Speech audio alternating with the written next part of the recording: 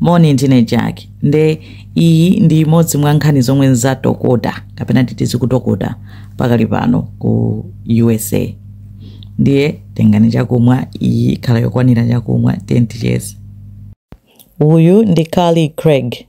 Ndipo Carly ali ndi zaka 15 ngochokera ku USA. Carly kumambiri kwa chaka chino anali ndi zaka 14.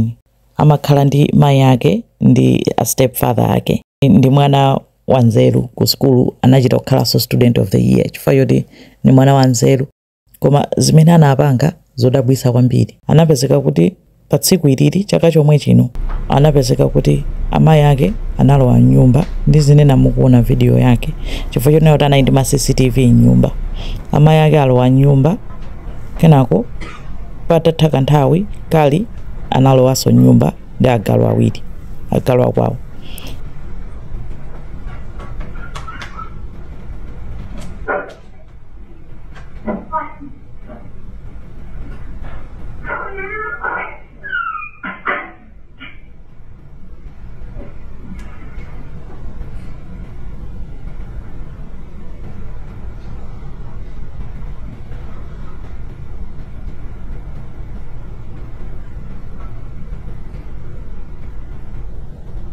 Akuyang'ana uku ndi uku kenako Carly anatenga mfuti.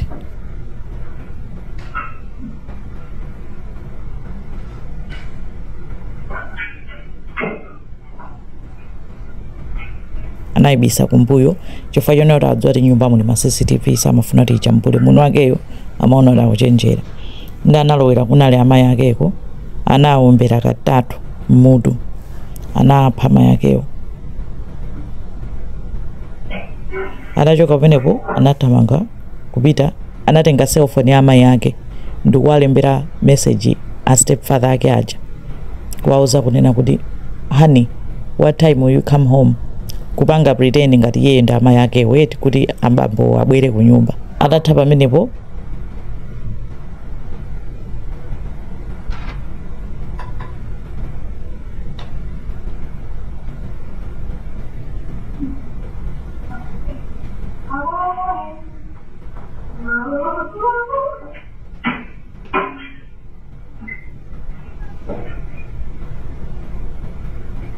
anamwimbira foni zake kumuza kuti ubwere ku nyumba sanga kuli emergency.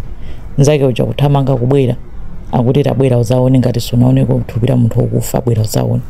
Akumuvundukula munthu uja kupeza ndi amayi ake. Akaliyo nzake anathawira limodzi kenako Carly anabwereraso ku nyumba. A stepfather aja ndi kufika samadziwa chilichonse. Carly atabisala mkati mu nyumba atatenga mfuti atachera.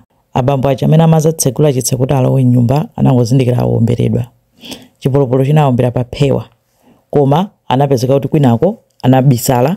Akale aja omwe limbikirabe kuombera koma pamacha anathamangira kumugwira dzanja nkumpanga overpower kumulanda mfuti. Abambo aja anayimba foni ku polisi. Carly anamangidwa. Amayi ake Carly anali ndi zaka 40. Anthu mpapeneno funso linanena kuti chimene munthu ungaphere mayi ako nkumafuna kuwapha a stepfather nchani. Ndi zifukwa zake zonena kuti makolo anapeza kuti Carly anayamba zibwana kwambiri, anayamba kusuta chamba, anayamba kumamisa skulu, amabweresa malizatsi abodza kumachita fake malizatsi a fake, akamulanda foni chifukwa choti apanga zibwana anapeza kuti amagula mafoni amati ma burner phone, mafoni aja opanda namba yeni yoti sangachite trace. Kuti amapanga tizinthu tina take taukatakwete usadziwika bwino.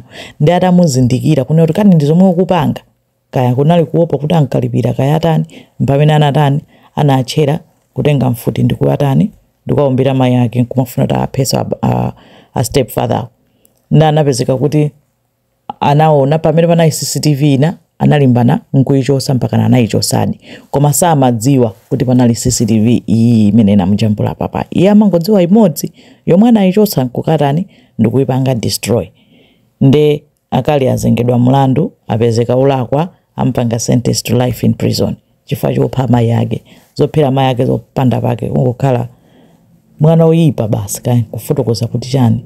Imene nkhani ili nkamwa ku USA nkhani ya Carly Craig.